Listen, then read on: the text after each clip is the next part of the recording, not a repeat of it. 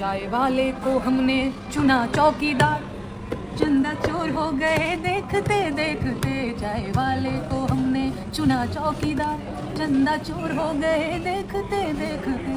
सुनाओ सुनाओ सारी जनता चाचा नीतीश के गारी सुनाओ। सुनाओ सुनाओ सारी जनता चाचा नीतीश के गारी सुनाओ।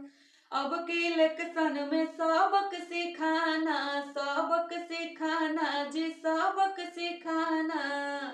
अरे वोट खातिर आए तो घर से भागाना, घर से भागाना जी घर से भागाना।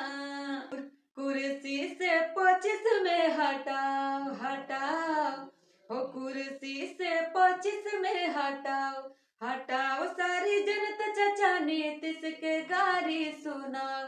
सुनाओ सुनाओ सारी जनता चाचा नीतीश के गारी सुनाओ। कि छन में पलट जले लाजो ना लागे, अरे लाजो ना लागे इनके लाजो ना लागे। बेवफा सनम नियन दिल तोड़ के भागे, दिल तोड़ के भागे हो दिल तोड़ के भागे। अरे छन में पलट जले लाजो ना लागे, बेवफा सनम नियन दिल तोड़ के भागे।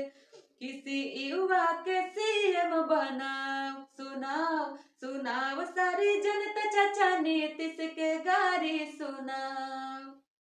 ये तो है खाली सत्ता के लोभी, सत्ता के लोभी जी सत्ता के लोभी। ढंग का न हुआ है काम किए जो भी, काम किए जो भी जी काम किए जो भी।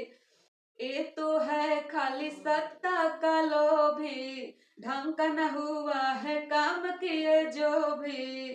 किसी युवा के सीएम बनाओ। सुनाओ सुनाओ सारी जनता नीतीश के गारी सुनाओ। सुनाओ सुनाओ सारी जनता चाचा नीतीश के गारी सुनाओ।